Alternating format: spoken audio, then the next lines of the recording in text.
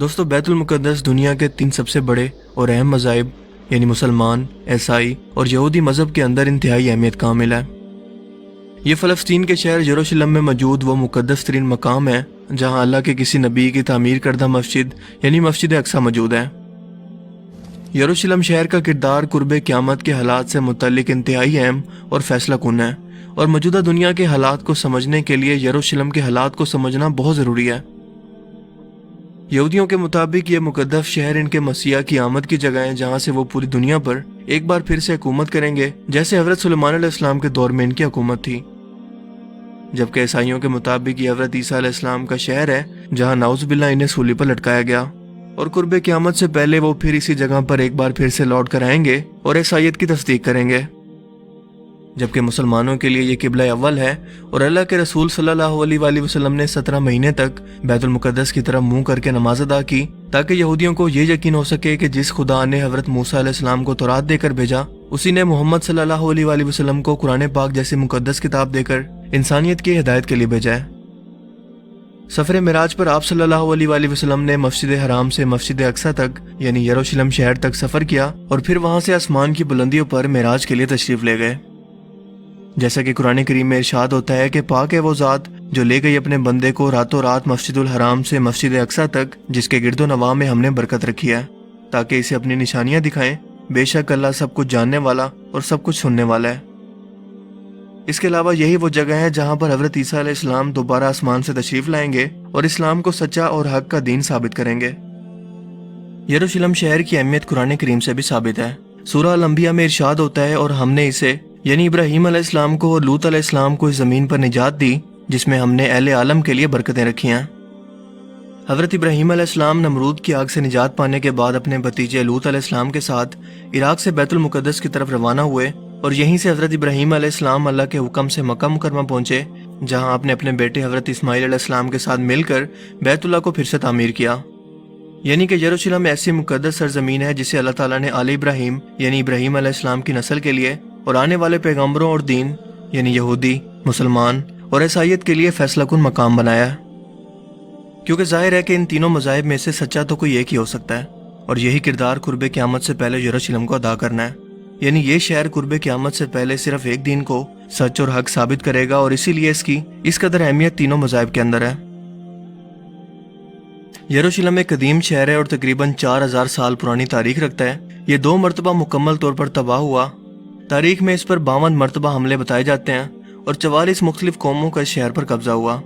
یہ تل ابیب شہر اور بحیرہ روم یعنی میڈیٹرین سی سے 60 کلومیٹر مشرق اور بحر مردار یعنی ڈیڈ سی سے تقریباً 33 کلومیٹر فاصلے پر جبل یہودا سے گرا ہوا ہے،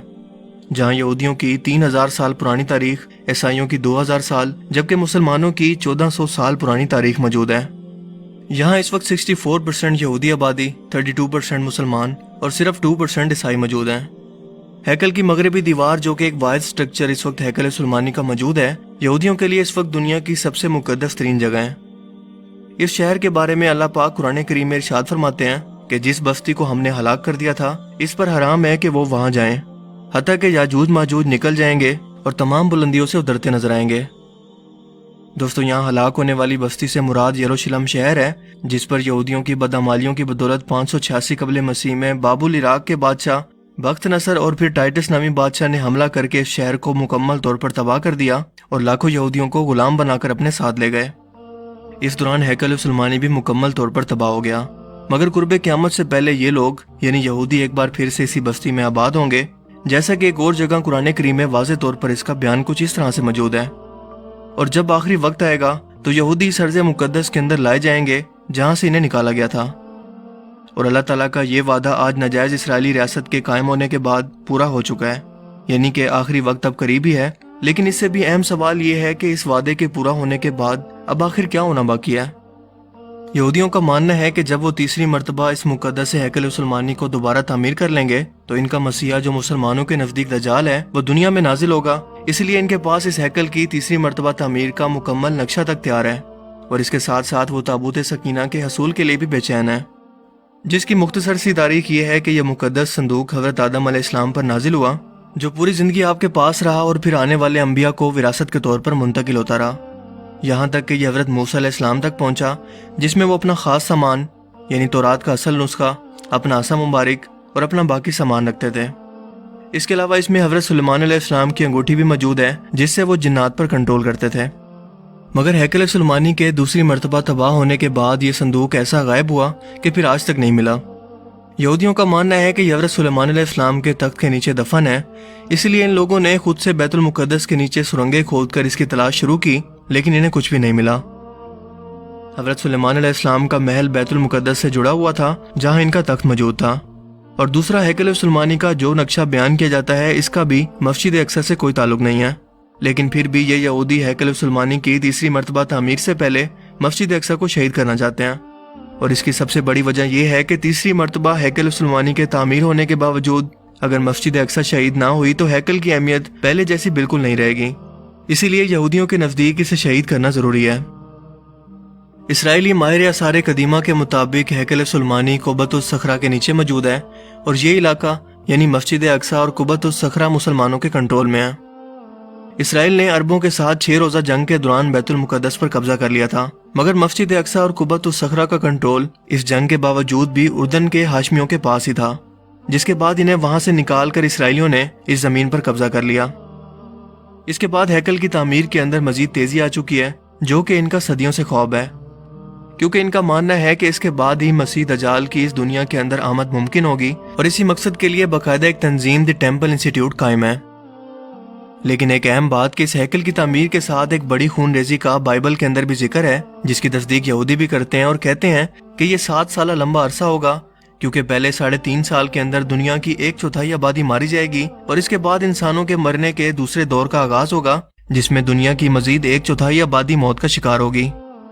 دوستو، اس وقت دنیا کی آبادی تقریباً 7 ارب ہے۔ اگر ان پیشن گوئیوں کو درست مان لیں تو 7 سال کے اندر 3.5 کروڑ لوگ صرف اس تنازع کے اندر مارے جائیں گے۔ ان کے مطابق پہلے مرحلے کے اندر خون ریزی مشرق وسطی سے لے کر مشرق وسطی ایشیا اور شمالی افریقہ، جبکہ دوسرے مرحلے کے اندر عراق کے دریائے فرات سے لے کر یروشلم کے علاقوں تک پھیل جائے گی۔ دوستو، کچھ ہی عرصے پہلے تک اسرائیل ایک شدید سیاسی بحران کا شکار تھا، لیکن اس کے وزیر اعظم بنجامن نیتن یاہو اور اپوزیشن کے درمیان ایک پولیٹیکل ڈیل کے بعد یہ بحران آخرکار ختم ہو گیا، اور اب دونوں پارٹیز یعنی اپوزیشن اور گورنمنٹ ایک ہی پیج پر ہیں، جو کہ مسلم دنیا کے لیے ایک بڑے خطرے اور وارننگ سے کم نہیں ہے،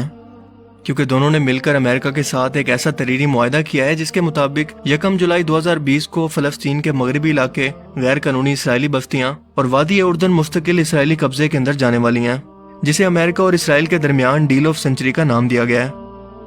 اس کے مطابق جون کے بعد اسرائیلی فوج یروشلم اور مغربی کنارے کے گرد اپنی پوزیشنیں سنبھال لیں گی، اور 1 جولائی سے ان علاقوں پر اسرائیل مستقل ان علاقوں کا اپنے ساتھ الحاق کا اعلان کرے گا، اور یہ کوئی خفیہ پلاننگ نہیں ہے، بلکہ اس منصوبے کو تحریری شکل دے کر اور دستخط کر کے دنیا کے سامنے پیش کر دیا گیا ہے، جو مسلمانوں کے لیے، عالمی اداروں اور انسانی حقوق کی تنظیموں کے لیے کھلا چیلنج ہے۔ آپ کو بتاتا چلوں کہ فلسطین کا یہ مغربی کنارہ یا ویسٹ بینک وہ علاقہ ہے جو 3 طرف سے اسرائیل اور مشرق میں اردن سے گرا ہوا ایک سرسبز و شاداب علاقہ ہے، جس کے شمال مغرب کے اندر بحر مردار یعنی کہ ڈیڈ سی موجود ہے، اور یہی وہ علاقہ ہے جہاں پر یروشلم شہر موجود ہے۔ یہ مغربی علاقہ 22 لاکھ آبادی پر مشتمل ہے، جہاں اسرائیل پہلے ہی کچھ علاقوں پر قبضہ کر کے اپنی آبادیوں کو بڑھانے کی کوشش کر رہا ہے، اور اب تک ان بستیوں کے اندر تقریباً 4 لاکھ کے قریب یہودی آبادی موجود ہے، کیونکہ اسرائیل جب بھی چاہتا ہے یہاں پر غیر قانونی تعمیرات شروع کر دیتا ہے، جیسے اس سے کوئی پوچھنے والا ہی نہیں ہے۔ لیکن دنیا کے 57 اسلامی ممالک نے نہ تو اس کی مخالفت کی اور نہ ہی کوئی مذمتی بیان سفارت خانے سے تو دور سوشل میڈیا اکاؤنٹ سے بھی نہ دیا۔ اس صدی کے سب سے بڑے منصوبے کے نام سے ہی آپ یہودیوں کے عزائم کا اندازہ لگا سکتے ہیں کہ یہ منصوبہ ان کے لیے کس قدر اہم ہے، جو کہ 180 صفحات پر مشتمل ہے، اور اسرائیل کو ان مغربی علاقوں کے ساتھ فلسطین کے 50% حصے پر مکمل اختیار اور کنٹرول دے رہا ہے، جبکہ فلسطین پر یہ پابندیاں مزید سخت کر رہا ہے، جو کہ ہماری آنکھوں کو کھولنے کے لیے کافی ہے۔ جس کے بعد مسجد اقصی اور قبۃ الصخرہ کو شہید کر کے تھرڈ ٹیمپل کی تعمیر کو ایک قانونی حیثیت مل جائے گی، کیونکہ یہ مکمل طور پر قانون کے تحت اسرائیلی قبضے کے اندر چلا جائے گا، اور فلسطینی عوام اس کے خلاف احتجاج بھی نہیں کر سکے گی۔ اس منصوبے کے تحت یہاں پر 30 بستیاں، 8 غیر قانونی پورٹس اور کئی قصبے تعمیر کیے جائیں گے، جبکہ عالمی برادری کا اگر کوئی سخت رد عمل آیا بھی تو اس معاہدے کے مطابق امریکہ اسے کنٹرول کرے گا، اور ہوا میں گھومتے ہوئے ہیلی کاپٹر ہر لمحہ مجاہدین کی معلومات اور ان کی نقل و حرکت کو نوٹ کر رہے ہیں، تاکہ وقت آنے پر یہ شدید رد عمل اور اچانک حملہ کر سکیں۔ लेकिन मुसलमान हुक्मरानों ने तो जैसे चुप का रोजा रख रखा है, सिवाय तुर्की के किसी को भी इस पर मुजम्मती बयान तक देने और सख्त मौकफ अपनाने की जरूरत नहीं हुई। जबकि इस वक्त इस गैर कानूनी और गैर इंसानी आबादकारी को रोकने के लिए पूरी दुनिया के सामने इसे उजागर करना इंतहाई जरूरी है, ताकि पूरी उम्मत मुस्लिमा इकट्ठे होकर इस पर वाजे और सख्त मौकफ को अपना सके। इसराइल को सिफारती और तिजारती बाइकआउट की धमकी देकर फलस्तीनियों की हर मुमकिन मदद की जाए, वरना फलस्तीन पर होने वाले जुल्म के अंदर और कत्ल में हम मुसलमान भी शामिल होंगे। लिहाजा अब यह सूरत हाल वाज़ेह हो चुकी है कि इस शहर यरूशलेम का किरदार न्यू वर्ल्ड ऑर्डर और कुर्बे क़यामत से मुतल्लिक यहूदियों के लिए इस कदर अहम क्यों है,